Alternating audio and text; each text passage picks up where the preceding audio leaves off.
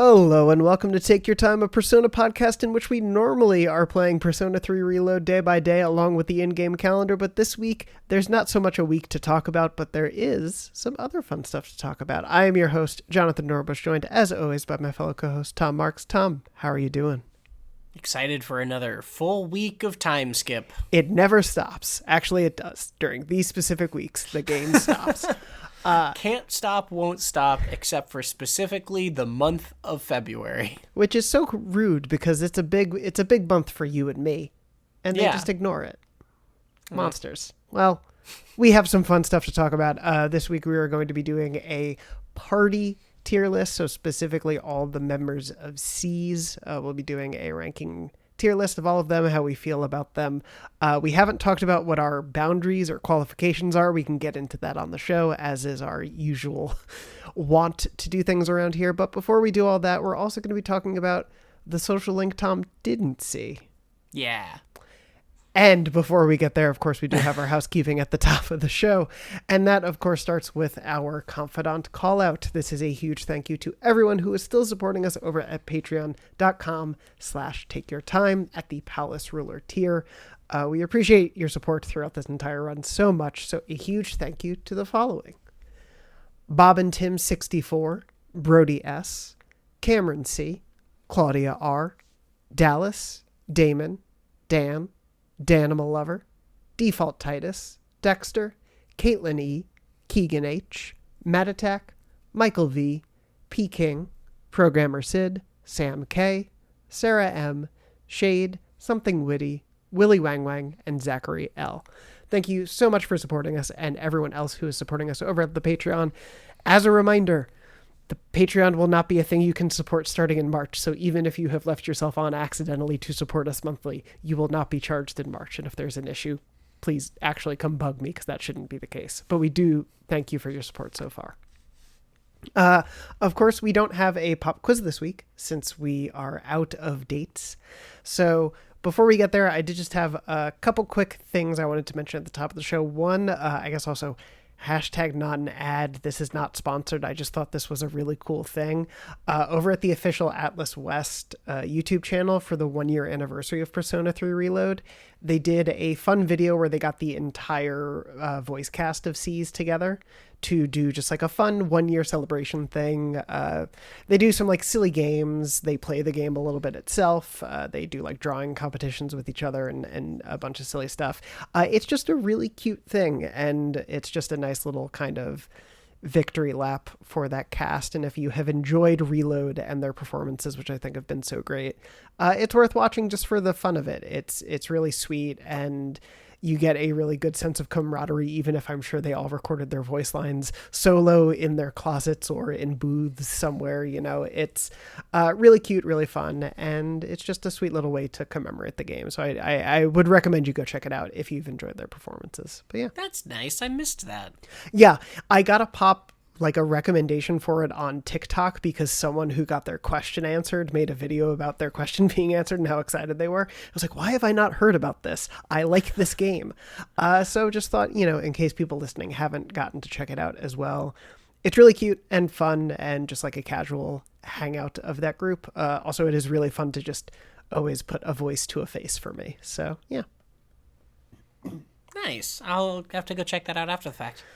So there was that, and then I also just wanted to mention one comment from over on Patreon in our continued "Wow, Chidori lives" conversation. John over at the Patreon said, "On my first playthrough, I had no idea Chidori could be revived. My brother told me about it later, and I almost didn't believe him at first. Funny thing is, there is a point in the story where Junpei is reluctant to go visit Chidori again, and if you talk to him at night, there's a prompt that says something to the effect of, Junpei could use something to boost his courage. And I saw that, but I was like, I have no idea what that means. Oh well, how important could it be? I'm kind of embarrassed that I forgot about the flowers." So yeah, which is yeah. cute. I mean, it does. There, I guess that storyline specifically, you do sort of need to engage to get it to happen, right? It's not like some of the others where you just got to talk to the person every single time. Like it is. There's a little bit of upkeep there. Yes. Yeah. And yeah, it continues to be wild to me that that's a fully optional thing. I like, it's just such a crazy choice. What a storyline to make optional. Incredible. Well, appreciate that this has been a saga for more than one person. Do appreciate that. John also said the most powerful Theurgy skill, Armageddon, is quite fun to have. However, just checking in how to get it, one of the personas you need is unlocked by maxing out the Star Arcana, which tragically is high SA. So unfortunately, Tom, you would not have been able to get it, but alas. That's really funny, actually. Very specifically, the one I got to 9 needed to get to 10. It happens. But yeah, so before we get into our tier list and talk about the members of S.E.E.S, and I'm very curious to see where this conversation goes, did just want to talk a little bit, and we are going to obviously spoil it here, but talk a little bit about the Hiraga social link, as we've not gotten to yet, and Tom has not seen it, so I will be telling him how this goes. So this is the thing, is I did want to hear about this one. I am unlikely to replay through Reload anytime soon, and those last 6 things I just don't mind getting the spoilers on, because I want to know about this character. I want to know what I missed. The other thing I want to do, which I didn't tell you yet, Jonathan, is I want to guess. Please guess. Okay, so where did you get up to, I guess? Yeah.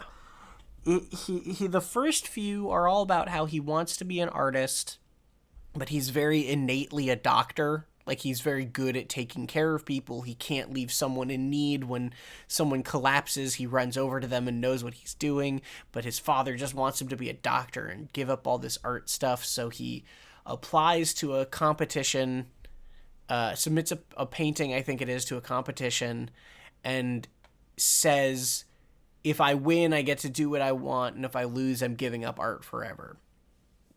And gets this very funny message where he's like, the teacher says, the competition hasn't happened yet, but the judges loved your painting so much that they have reserved a winning spot for you. Which is a really funny way of saying, we're going to save the competition till later in the story, but we need this to have we need him to have won already. And then he's super excited, and I think you talked to him at some point about how excited he is. And that's sort of where I left. I think there's a couple ways this could go. I think one is the dad says, I don't care about that, you're going to do it anyway.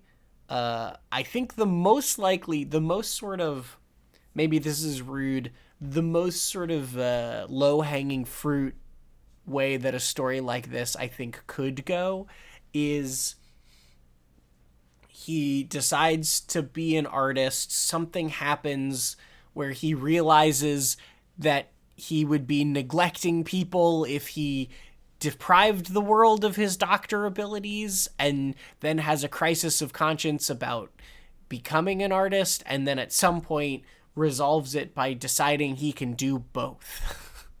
and wanting to mix the two halves of his life and embrace them both.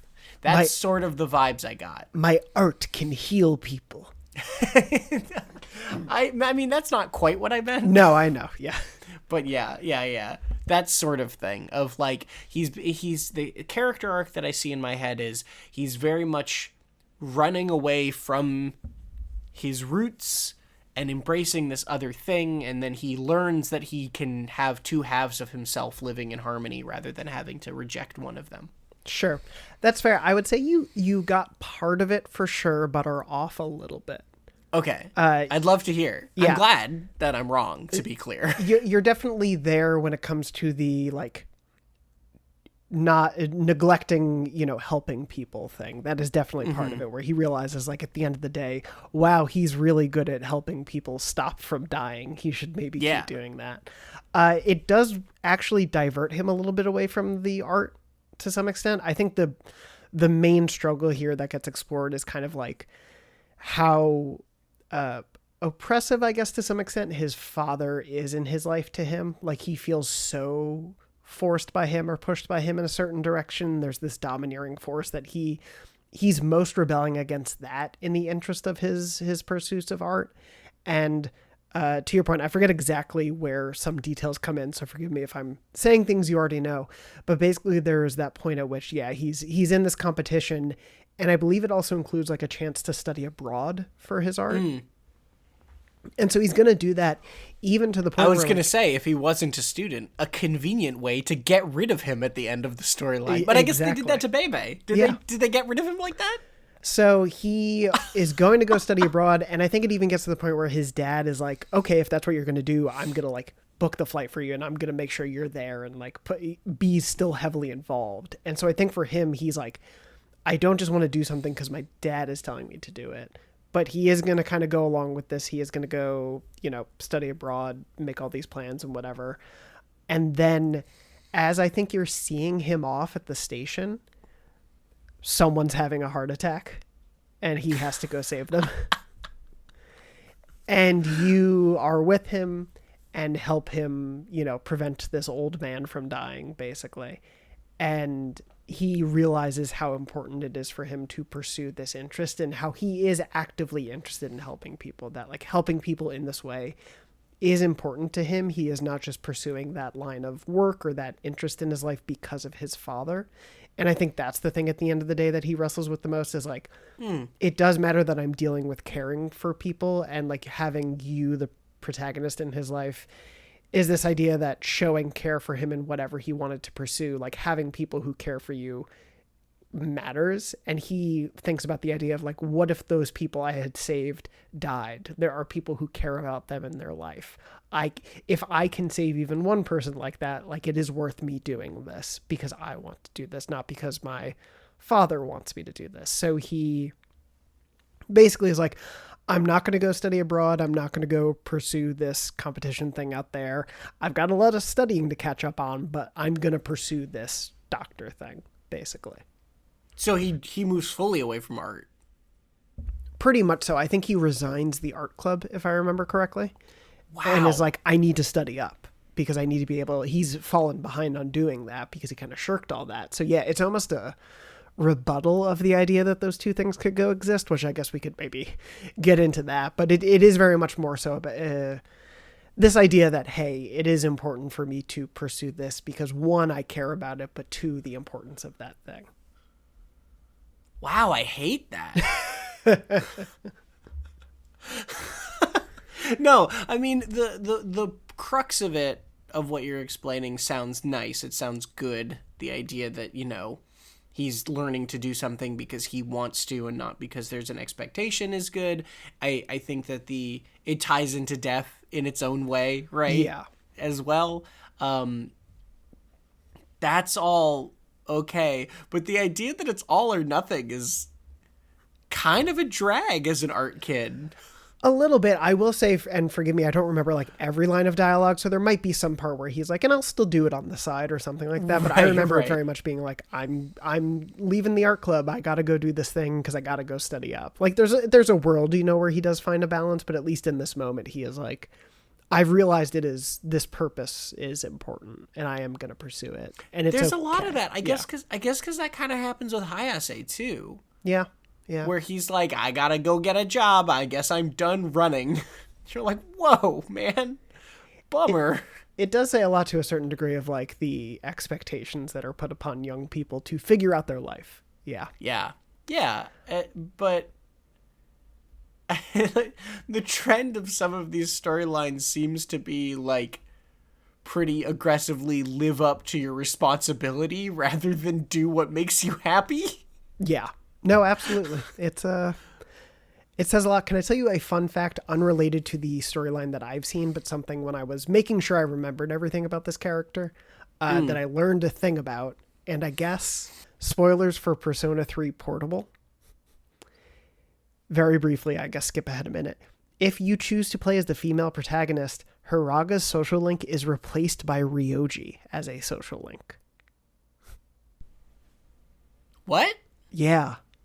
So Hiraga's just not in the game? He's there and he makes like small appearances, but he's not like a main side character for you. What? Honestly, reading that, I was like, I need to play Persona 3 Portable. I need to know what this is like. Wild. Yeah, I've heard I really think good I stuff still about have. those social I have links. a PSP somewhere still.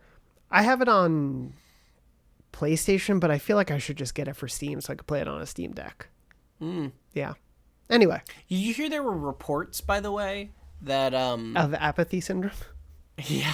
No, there were reports of people being like, hey, apparently PSP batteries have started expanding after decades. I did see that. Yeah. They were like, go check your PSP if it's been sitting in a drawer somewhere because it might be about to explode. And I was like, oh my God. Like, jeez. What battery were they using? Yeah. Anyway, Well, that's neither here nor there. Well, thank you for telling me. That's an interesting storyline. Did you like it overall? Are you a fan of Hiraga's? I liked it okay. I wouldn't say it's like super high up for me. It is that sort of thing of, I think it's an interesting one where you have a lot of like, in the early parts, which you've seen, it kind of takes a while to get going to its purpose. And so, I don't know. It's an interesting diversion from the others. Like, I will say this, I do feel like it is a distinct one of the classmates, definitely. Mm-hmm. And, you know, I think for me, more interesting than Kenji. To some degree, but it's not necessarily one of my favorites. Again, my favorite thing about Hiraga is that outfit change he has for like one part of the game. He gets one great shirt, and I'm like, why weren't you wearing that all the time, man? You look cool. Anyway, Uniforms. I grew up Terrible. with them. Yeah, it sucks. Actually, it made life a lot less stressful because I didn't have to worry about what I was wearing every morning. Anyway, that's a conversation for another show. But yeah, that's Hiraga from my perspective.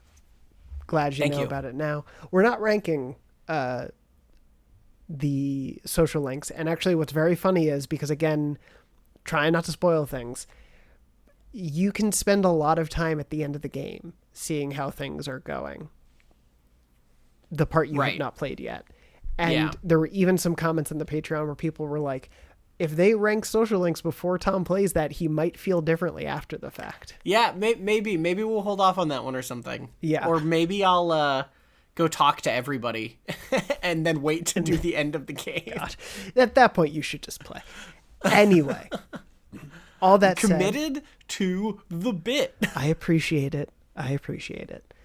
Well, while you continue to commit. We can do that one as like a bonus episode. One day in the future. Well, for now, in the present, let's rank these party members. Yes. And again, because this is, I assume there's going to be some storylines that are resolving in different ways. I think that we should be looking at this mostly from a, like, not from a full character arc perspective and more from like a how we like them in the party, how we liked the storyline generally speaking, how we like them as a person, how much we like their outfits, right? Yes. This is more about them specifically rather than the journey they've gone on necessarily, because that's gonna be involved for some of these characters, but I understand that, you know, there's gonna be some other stuff going on still for some of those journeys. Yeah. So I think we'll talk about them in the context of their social link journeys probably, and maybe a little less in terms of the wider journey. Although, you know, some of that is inextricable, like Junpei, where his arc is, maybe there's maybe there's more to it, but his arc is very important to who he is. Yeah. Or even something like, chances are I could probably roughly guess where you would want to put Aegis in all of this. Then again, also, the DLC is literally called Episode Aegis. So, you know, it's who knows how much that's going to give you about that character.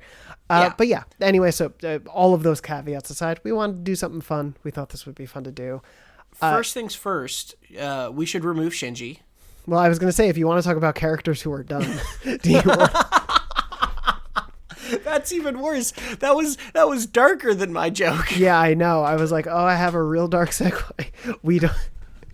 excuse me. I mean, he does appear as a Force ghost standing alongside the Ewoks at the end of the game when you're... I would fully believe it. Yeah, that's fair. So how do we want to start? Who do we want to go? Oh, and the other thing we're doing with this is for folks listening along, yes, we are doing the classic tier list formula of S, A, B, C, and D tiers. We're going to be taking the party. We're going to be plopping them in spots. Last time we did this for P5 in a bonus episode, I believe. And we did basically like we sort of vibe it out. It's not gonna be like, you know, if Jonathon says S and I say B, maybe we'll go A, or maybe somebody will feel strongly and can see. It doesn't matter. Like it's all vibes. All of this is opinion. It's all very subjective. It doesn't really matter ultimately, but it is a fun exercise to kind of see where both of us are in terms of how we would compare these folk. Exactly. And be sure to yell at us in the comments about it. And I will Tell say, us why we're wrong. Yeah. To some extent, just to lay it out there to begin with, I generally really like all of this group. But it would be, I think every character is good. Yes. It would baseline good. Yes. So it would be really boring though if we were just like everyone's an A or, you know, something like that.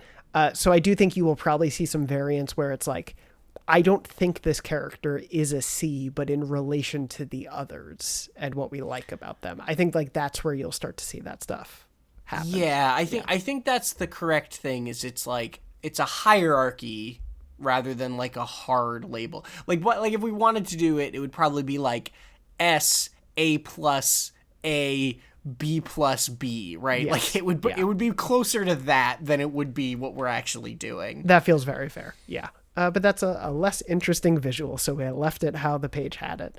And also, we have to make people mad for the clicks. We do. For the engagement, Jonathon. If this show is known for one thing, it's for our clickbait. Yeah. Yeah. Anyway. This show is like the literal opposite of clickbait. It really is. There's we're telling you exactly what we're doing. It's going to take a year to do it. You can see it coming. Yeah. We really went, and as someone who had to wrestle with a lot of news headlines in their life, I did not make this show clickbait. So you can won't believe. Every thumbnail is me with the shocked YouTuber face. No, yeah, and I will say, obviously, we know most people listen to this show, not view it just by pure metrics. So we will be calling out where we're putting people and do a recap vocally at the end. So don't worry if you lose track. Right now, they are all in the D tier because that's how they get sorted. Yes. So I think we're done, right? Yeah, done. All good. Perfect. Do you want to start with the protagonist? Yes. Okay. I do. Because I do think this will change with the ending. Oh. Interesting. But so that means your theory is I'm going to put him low and then it's actually ends not up necessarily. Higher? It could go either way. It's just more of a like, I do think the reason I like this protagonist works a lot because of the ending. Okay. But yeah. So I would say, I mean, what's your gut? The thing about a protagonist in a Persona game is hard because they are meant to be you. They are blank slates to a certain degree. They obviously have the least kind of characterization. I will say like the Alex Lee, who does the voice, does a great job for the very little voice work they have to do here. You know, it's one of those things. I think it's really funny that this game lets you let this protagonist be a dick. Yeah.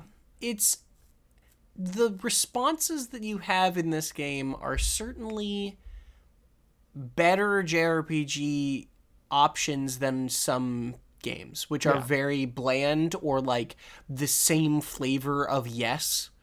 Yeah. Where you can say like, yeah, or sure. And it's like, great, thanks. This game lets you say, yeah, I love to do that with you. And no, like those are your choices. It doesn't affect anything, but it lets you be that person. Yeah. But at the same token, why would I want to hang out with you? God.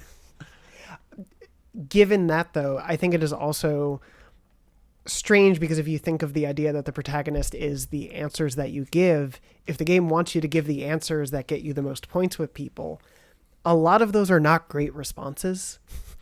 You know, to the extent of, I don't think you should be yes-anding everything that these people sometimes say they're doing.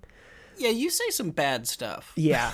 So you lead people down some bad paths. You definitely do, which is really weird. And at the same time, I think here's what really, really works for me. His MP3 player is so cool. Like, what a sick music player. It's like a pill case thing. It's like a giant pill. It's cool. It's really cool. And that does a lot for me. That's the deciding factor. That's the deciding factor, so S tier. No, but so like, I don't know. The protagonist is hard. I would probably say realistically C, but I could see an argument for B based on where we are. I'm taking the ending out right now. Right. Yeah, I think I feel almost exactly the same.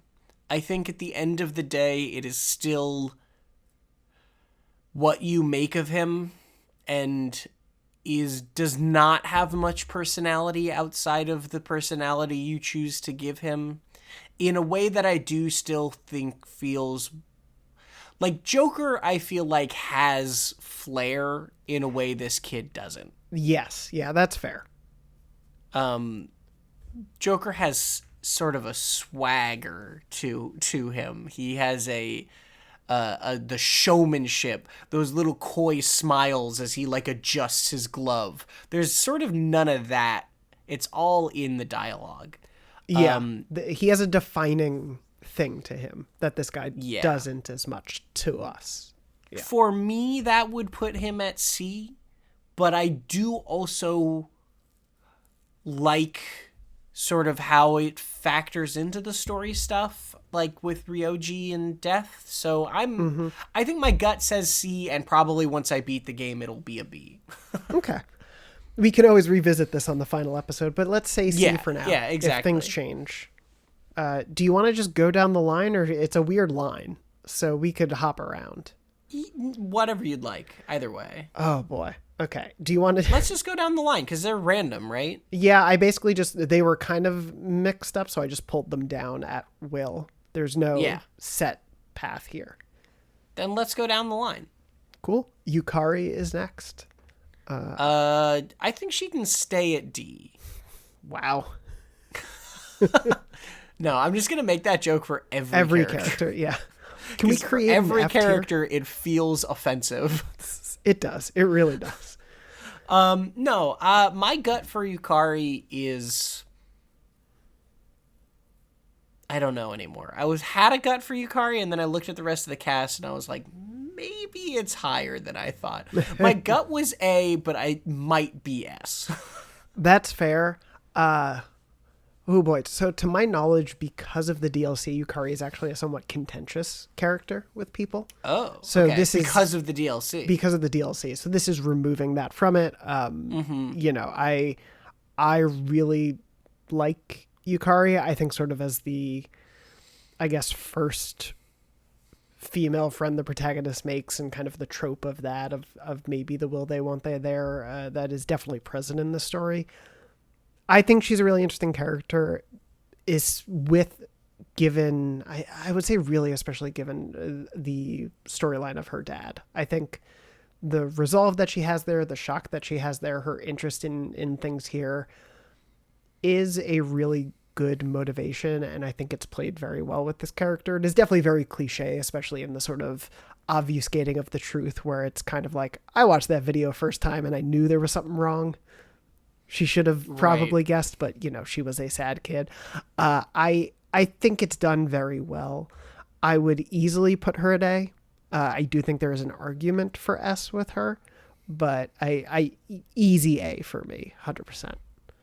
That's a weird way to put it.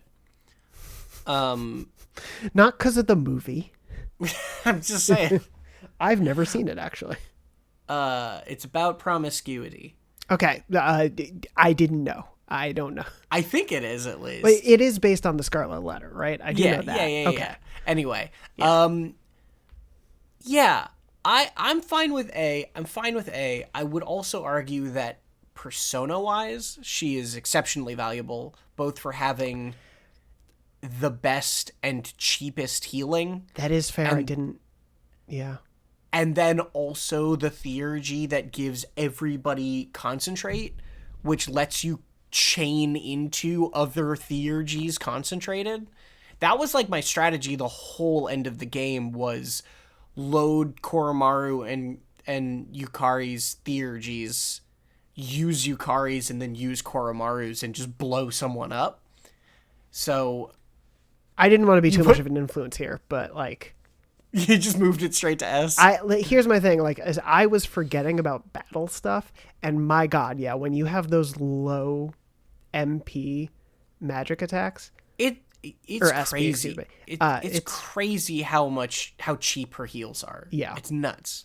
It is such an effective part of battle that it seems silly not to include her in your party once you're at that level. Also, and she's also not weak. Like, she No, does do yeah. damage, and also is useful as a pierce attacker, because there's all the birds and things are always weak to pierce, so you can get some really easy weaknesses and downs with her. So yeah, I like, she basically didn't leave my party for most of the game. that's fair. Also, may I proffer, Stupe aced effective. Yes, there we go. S tier, easy. S tier it is. Next one up. I think we got another S tier coming, but we'll talk about it. Koromaru, because he's a good boy. I mean, I have my issues with him as a party member, but he's a good boy. Tom, do you want the internet to hate you? We have to put him in S. just move him to S. No, I do think realistically it's fine. there is I think a discussion to bump him down, because I didn't ever find him to be the most effective in battle. Oh, I found him to be an absolute house. Okay, then I was using him wrong, so that's fine. He did All right. dumb amounts of damage for me. Okay. Like, just stupid amounts of damage. Like, it was weird how much damage. His base dark moves were doing other people's base elemental spells, but like when they were concentrated. Wow. Okay. He was I must have built him wrong. powerful for me. Okay. So is he S? Let's put him at S tier. Okay. He is the best boy, but I'm going to put an asterisk there because I do still fundamentally, in my heart of hearts, have a weird problem with the fact that he's just a dog and just shows up and doesn't really, like, he had even less explanation in the original game, which is unthinkable to me. They do a lot of good build. I like the idea that this dog, though, is so emotionally developed that he is already set to go. Yeah. You know, when he joins the party, there is something kind of amazing to that. And his story of, you know, his owner was killed by a shadow, and so he sat there forever and protected him and has this motivation to fight shadows as a result is all very compelling. I like all of that. It's just hard for me to get over the fact that, like, he is just a normal dog. He is. I do think it would have been really funny if he talked once. Just one time. Unexplained. He just has a normal VO line at the end of the game where he's like, you can do it. Yeah. Nothing said, and they just move on. Well, cool. We'll keep him in S for now. Yeah, no, I love Koromaru dearly, and I'm very, very, very happy to have him up there. It just was also very funny to me. He doesn't. There's very little justification for him to be in this video game. Other than it's pretty cool to have a dog in your party, isn't it? Yeah, exactly. Which is enough. Like, why does he have wings? They never say. It's okay. Let's move on. Yeah. Moving on, especially to our next party member, Fuka. So our navigator of the team. This is an interesting one for me because, again, I think we both fall on the side of not loving her social link, but I quite like Fuka as a character. Yeah, I like Fuka as a character. Take her or leave her in combat. Obviously, she's the navigator, but the randomness of her abilities feels very frustrating sometimes. Oh, yeah. Yeah, there have been some rough calls where I'm like, no, why did you not heal me then? Yeah, but I think she's a solid B for me overall. That's kind of where I am too. I really somebody's got to be a B. I know, that's the thing. There's levels of nuance to these numbers or these letters where I'm like, if we just put her in A, then I like others more than her. Yeah. But less than a dog, and so where do they go? You know, so I think I would put her in B. Yeah. That's where my head goes initially. I think it's fair. To some degree, I feel like it's partially because it feels like there's wasted potential here. Like there are so many things about the character I really do like, but I just don't feel like they're fully taken advantage of in the storytelling here. Yeah, she doesn't get a lot of opportunities. I obviously like her character. Yeah. Her character itself of being this more sort of she's an interesting character because she's shy, but also she's not. Like, she is just sort of like, she is a very confident person. She's, like, I do like that her storyline, isn't just about her, not having the confidence to do something. It is entirely about her saying, like, I want to get better at this thing for my friends. Yeah. Which is, that is a compelling thing. It's very easy to make a character like this just sort of timid and not want to engage, and you have to coax them out of their shell. She's not really in a shell. She's just quiet, which I like. I like that as a distinct type of this sort of archetype.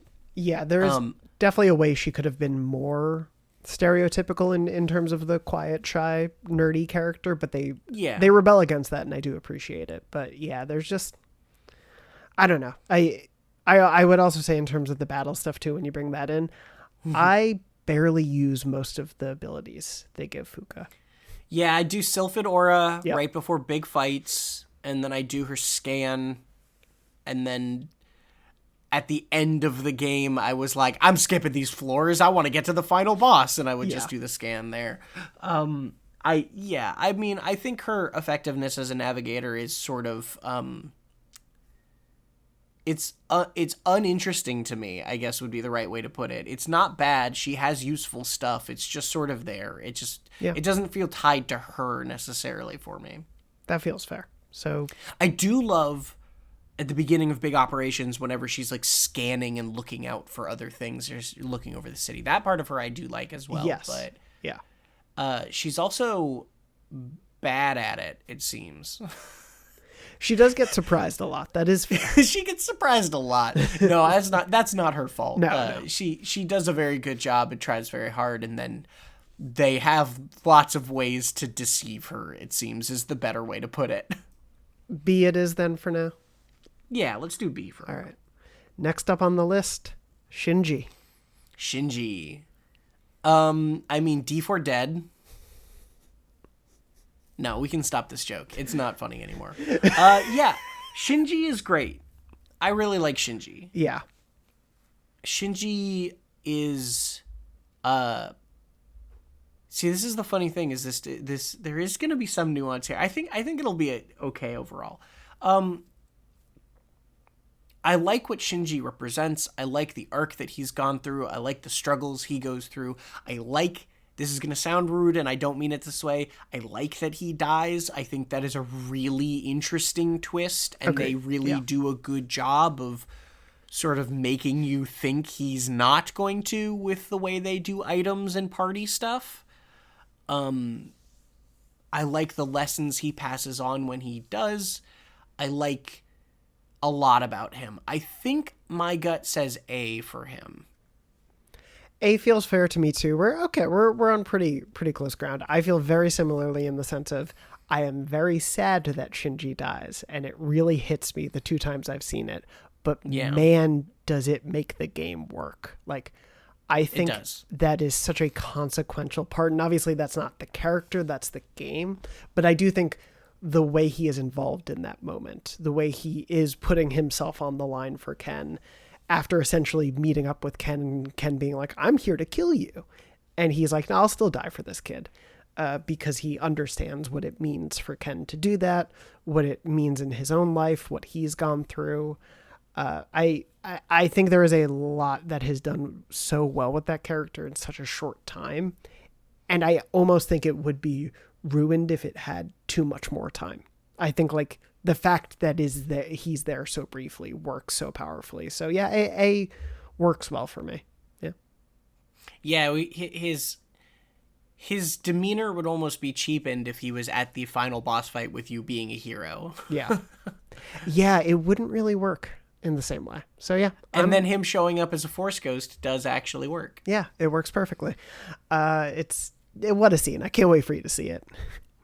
It's him, and weirdly they brought in Hayden Christensen. I was like, they should have used the original guy still. We didn't need to do that, but whatever. But only in Reload, in the original. It is the original actor. Yeah. Oh, boy. Moving on from there, Junpei. Yeah, I want you to start on this one. Okay. Because I have some thoughts about Junpei overall, but I want to hear you. So I think Junpei gets the award for most improved, I guess. Man, do I really start out not liking this guy much. Yeah. I wouldn't be this guy's friend. He's pretty annoying. He is pretty selfish. But I think what really playing through the second time let me appreciate, whether or not his girlfriend comes back from the dead, you do get the sense that that bravado, like the cockiness and all of that element to him. There's definitely like the crappy teenage boy stuff, but it's so clearly masking this self-hatred that he holds. And I think that is like a really wildly complex emotion for a video game character to encapsulate. And I think it does that pretty well, all things considered. Yeah. Everyone else, a lot of the other characters have very sort of like personal, or like not personal, the opposite of that, like broad, big things, dramatic, emotional arcs that they're dealing with these deaths, or they're dealing with that, that's how they change as they go through these formative experiences. Junpei has those. He has dramatic moments with Chidori and dying himself and all that sort of stuff. But I feel like out of all of the party members, he's the one who, as a character, internally, personality-wise, maturity-wise, changes the most from the start to the end. Yukari goes through a lot and learns a lot about herself and who she is and who she wants to be and what she fights for, but she is basically the same person at the beginning of the game and the end of the game, and that's not a criticism of her arc. It's just like she goes on a different journey. Junpei is a very different person at the end of this game. Yeah. And that's cool. That's really cool to see. Yeah, it says something, I think, to some extent, of that it feels so rare for a game to nail that so well. But yeah, it's so impressive to me, the fact that he has moments where like he apologizes, and I'm watching that scene being like, he means it now.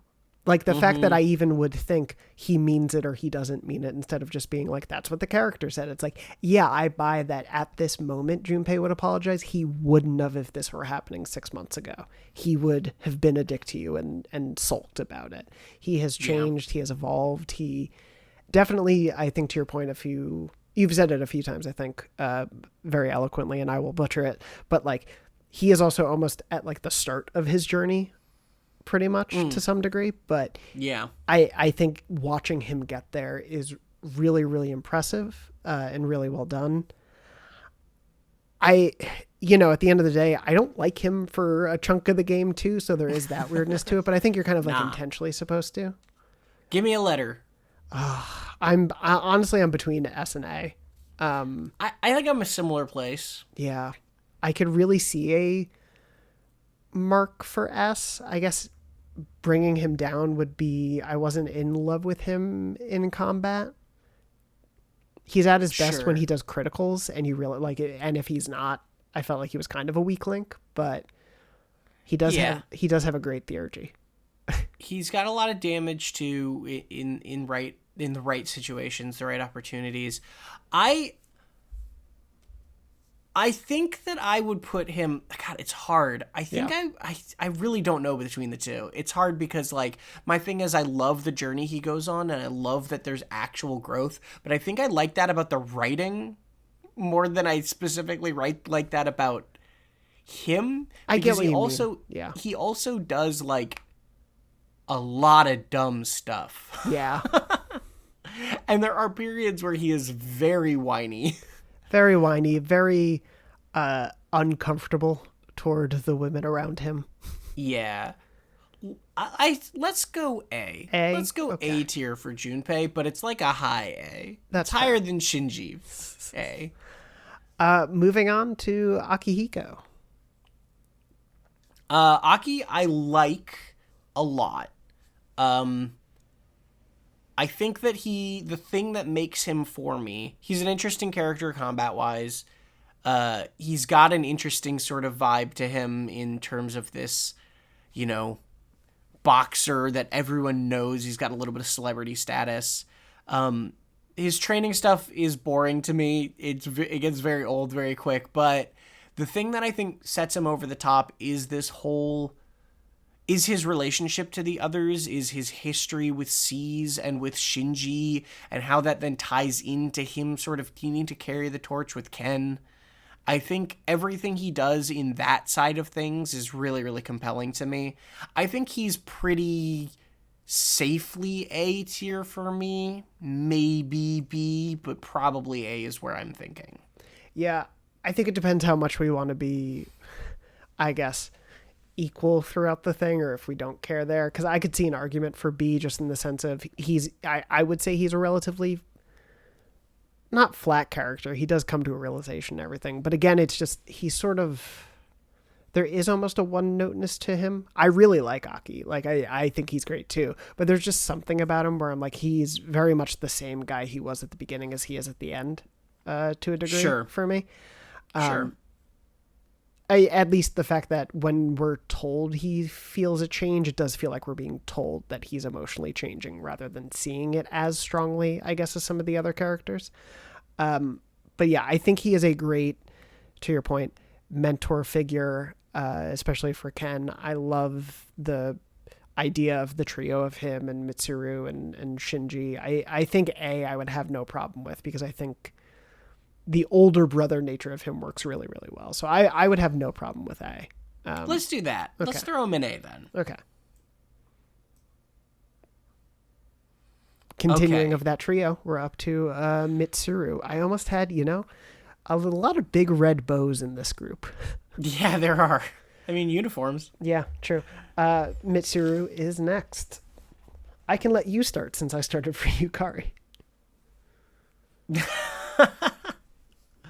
All right, I'm just gonna say my letter that jumps out to me, and we can vibe off of this if you think this is unexpected or offhand. Okay.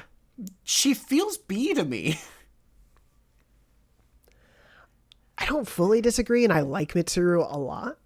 I like Mitsuru a lot, Yeah. but she is. I don't feel like, and I used her in combat a lot, but I was never in like. I feel like I could have swapped in Junpei and Yeah. or Akihiko combat wise, and it probably wouldn't have made a huge difference to my strategy. She was just the one I liked using for whatever reason. I think she had some support abilities that were nice. Oh, she could concentrate herself, which is very yeah. useful. That is useful. The reason she jumps out as B to me is mostly that she's sort of got, like, she has a lot of things in her personality that are great in terms of her coming to this realization about the Kirijo group and trying to come to terms with her sort of legacy and burden within all of this. But I don't feel like there's a ton of development there I was going to say the same thing. Yeah. beyond her just sort of learning that how bad all of this was and apologizing for it and trying to make it right. She has that moment with Yukari, but the moment with Yukari is also like her just sort of trying to give up and Yukari being like, shut up, stop it. Like, we're friends, deal with it. And that's good, but again, it's sort of like nothing about the journey she goes on feels particularly interesting to me overall. I like her role in the story. I like all the little moments she has, but it feels like a lot of her moments of realization late are very, very similar to her moments of realization early. Yeah. And it just sort of keeps happening where she keeps being like, I can't believe my father's group was this terrible. I can't believe my grandfather tried to destroy the world. And it just sort of keeps happening in different ways. And then, I think she's a good leader. I like that side of things, and I like her confidant line, obviously. But yeah, I even confident with the choice of I was glad I chose her as the person to date. I think I would put her B. I appreciate the humility there, since I put the person I dated at S. I would pretty much agree with you, and I think to some extent, like it's not necessarily a fault of the character. Like, the character is good, the performance is very good. I think she is a cool character, but I am very much with you in the sense of the revelations that she goes through do feel somewhat repetitive, and I don't think they like change her dramatically in the arc of the game. I feel like one of the most fun moments was one that you missed, of like her and Yukari talking about going to shop together. Like, the fact that you see the follow-up there, but it's such a cute moment when Yukari is talking about shopping and Mitsuru is like, shh, don't let them hear you. Like, it's such a fun moment where I was like, I want more of that. Her most character development is like learning to slum it with the pores. It's like that's sort of the most her character actually changes. You're not wrong. I think for me, the thing that is most interesting about her is the stuff where it relates to the other members of the group, like that, or kind of like the brotherhood, like her brother, bond with Akihiko and Shinji to some extent. Like, I think that's more interesting, but it doesn't get explored enough because obviously the Kirijo group being at the heart of so much is an understandable main thing. I think to some degree of it, in terms of it feeling like maybe it's a failing of the game, but at the end of the day would still lead her to being at B. Her dad is killed in front of her, and it's a very sad moment, and then I feel like it just is done. Yeah. They move on from it quick. Yeah. Like, that would... I mean, it keeps coming up in ways, but they definitely do sort of continue on from that. I would have expected, we don't, like, Yukari has this breakdown moment on the beach. We never really get anything like that. That's my thing, yeah. I think there are ways I could see just a few more moments leading her further high up here in this arbitrary thing that we're doing, but yeah, I think B isn't crazy. It's B or A, so it is splitting hairs a little bit. For sure. And B here does technically mean A, because I like all of them so much. Yeah. We're going to have to keep repeating this. They all are amazing. They're all very good characters, except for one that we haven't mentioned yet. But they're all very... Let me just say, they are all literally hanging up on the wall of my living room. Like, I have art of all of them on my wall. I don't of P5 currently, but like, I love this group so much. I just want to make sure that is clear. I think this is such a great group. Let's move on. Our final two. Do you want to flip them, or do you want to do this order? Let's flip them. Flip them because it does make sense. Then our penultimate character. Actually, before we get into the final two, just a quick recap. At S, we have Yukari and Koromaru. A, Shinji, Junpei, and Aki. B, Fuka and Mitsuru. And C, the protagonist. Yeah. Our next character, Ken. Yeah, throw him out. No. I think Ken, I would also say... So here's the thing. My gut in this, honest to God, says C for him. I like him... Of the party members, I like him or the least, but I also do think I would move him up to B because I think he's got quirks that I really, really enjoy. Him trying to be an adult and then like hiding when he loves kid stuff is very endearing. Yeah. Right? His arc is really interesting in terms of what he wanted, why he joined the group. The problem I have with his arc is mostly that, like, he has this arc, right? He has these big emotional things, but they feel like they get resolved really quickly. It feels like he goes from there was that moment where where Shinji dies and then you just like don't talk about Ken for like a week in the game or something like that. Yeah. And then he has a moment with someone else and then he's sort of just fine. Like I think that he pivots in his changes really, really quick, where he's suddenly like, yeah, Shinji died for me and now I'm good again. And I think that cheapens the stuff he goes through a little bit to me. But also I like all of that stuff. So I think for me, he'd be B. Okay. I could see the argument for C, and like if you sway. I think C is too harsh. I think C is too harsh. Okay. I was gonna say this little boy is so addicted to caffeine. We can't leave him hanging out in the C tier unless we did C for caffeine. But that's also one of the things I like about him, right? Yeah. Is his caffeine addiction is not even real. Because he hates coffee. Yeah. He just drinks. Like, I do think that's a very compelling part of his character, is this young kid who's gone through a trauma and is trying to actively make himself mature quicker, but also it's not really working fully. Yeah. I think that's a really compelling character. And I just don't like... So I guess it gets old or something. It just feels a little bit repetitive in that. Yeah. But I like that core of it a lot. No, me too. I think there's a little bit of repetition there. I'm also trying to divorce myself a little bit because that aspect that you talk about for him, like, is very real for me as someone who lost a parent young and had to kind of grow up very quickly in that situation, a little bit older than Ken, but nonetheless, like, I relate a lot to the ideas that are present in that. So I'm also trying to not like let that affect it too much. But I do think this list is not objective. No. You can let it affect it. No, I mean, like, for me, that's why, like, I could see an A personally, but I think B is fair because I think at the end of the day, there is a little bit of repetition to his storyline that doesn't quite as work, or the ping-ponging around that happens. I think he is a little bit underserved by his place in the group by being a little bit removed as being young and all of that. Yeah. There is definitely some stuff I want to talk about with him after the DLC, but, removing that from here, I think B is fair. I would not be upset with B here. B or A, I think, are both fine. I am convincing myself the more, but let's just throw them in B.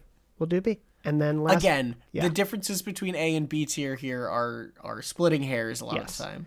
And last but not least, Ikutsuki. No, I guess, of course. D4 dead. Yeah. I guess is our final party member. Yeah, and this is one I'm going to have to defer to you on because it's tricky for me. There's a whole DLC where named after her. I mean, that's the thing, though. I'm removing that from here because I don't think it's fair in terms of, like, where you would be at with the character versus where I am at with the character. Yeah, I like Aigis a lot. I think that similar to what bugs me about Ken, I think her, this is going to sound harsh, gimmick gets a little played out. Sure. Of her not understanding humanity and learning like that. It just happens a little bit over and over again without sticking a little too long. But I really like the idea of her. I like the revelation of what she had to deal with and why that is influencing her. I like watching her grow. I like her character generally. Combat-wise, I didn't really like her moveset because she didn't have any elemental things, but I loved her Theurgy. I thought that was a really clever twist on a normal Theurgy, this idea that she locks into this super move for 3 turns and then gets exhausted is really unique and interesting. So yeah, I think my impulse is A, and the DLC could shift that plus or minus. That's fair. I would be good with A where we're at because I agree with you to the extent of there is, I think, a little bit too much of the how to be human sort of thing. And yeah, being human means emotion. Good is definitely like just said a lot in this game, but the performance is great. And I love, to your point, the revelations around her I think are so good, and I think the way that she is involved in those and the way they hit that character, even if they are involved with that trope, work really well. They are such great moments that I see no issue with A. I do think there's an argument to be made for S, but I would keep with A for now where we're at. Yeah, I think there's an argument for S, but I don't know. I need to see the end, I guess, and I like her at A for now at least. Yeah. What a nice little bell curve we got going on here. Yeah, it worked out pretty well. Just to recap things, starting from the bottom, no one in D tier. Look at us. Well, Ikutsuki. Well, of course. No, he's an F, that man. Actually, D because of the puns. The puns are good. Honestly, if we had him here, I'd rank him pretty highly. EBS, come on, we all know. C is the protagonist. Yeah. B, we have Fuka, Mitsuru, and Ken. In no particular order. No, this is just based on time. A, we have Shinji, Junpei, Akihiko, and Aigis. And S, we have Yukari and Koromaru. The dog beats them all.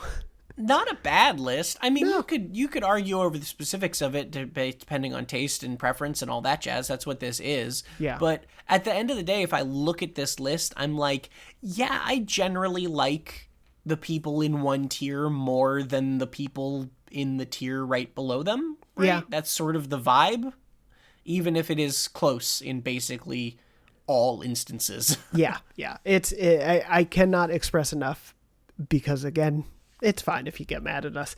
I love this group. I genuinely, I don't want to do too much of the P5, P3 comparison stuff at this point, but like going in with the baggage that I did of P5 being one of my favorite games ever, to come out loving this group as much as I do, I think just speaks so highly to the writing, the performances, the art, just everything about them. They are a really, really great cast. Yeah, this team doesn't have like a Makoto, right? That's just like terrible, right?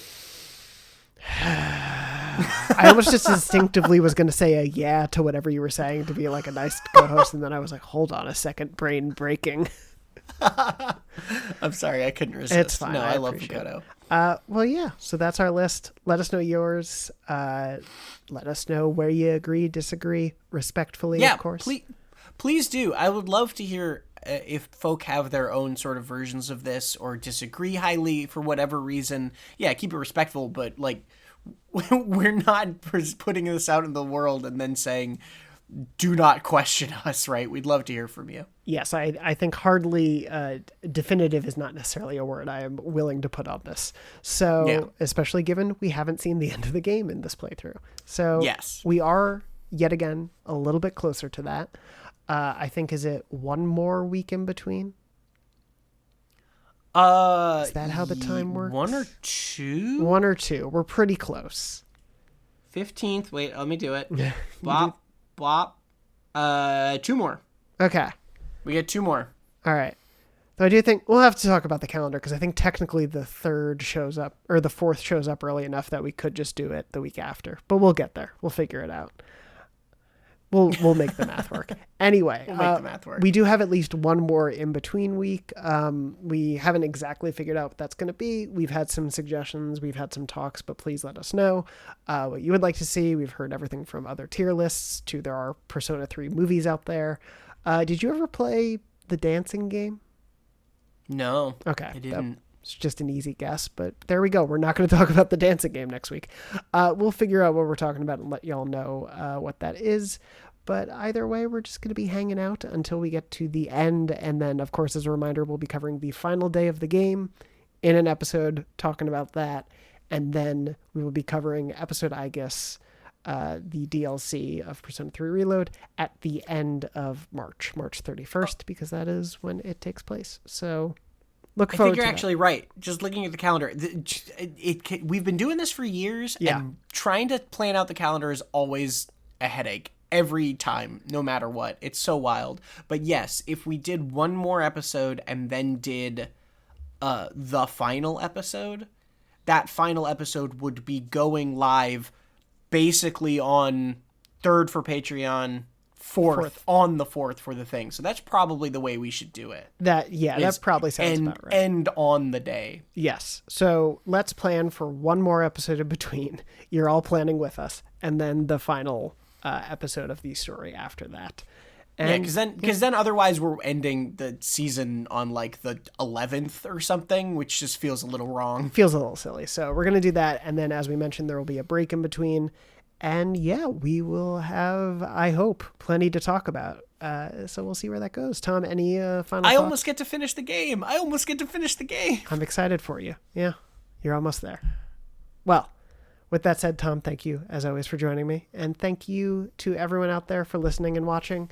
I accidentally said thank you to Tom as he was taking a sip of water, so I really ruined. Hopefully you didn't accidentally spill it. There we go. He's just going to keep drinking that water. Chug, chug, chug. This is what we do when we're delirious at the end of a season. Can't you tell? Anyway, thank you all so much for joining us on this wacky, wonderful adventure that it's been. We're excited to bring it all together in the coming weeks. But until then, I hope you're doing well. Hope you're staying safe. And as always, I hope you seize the day.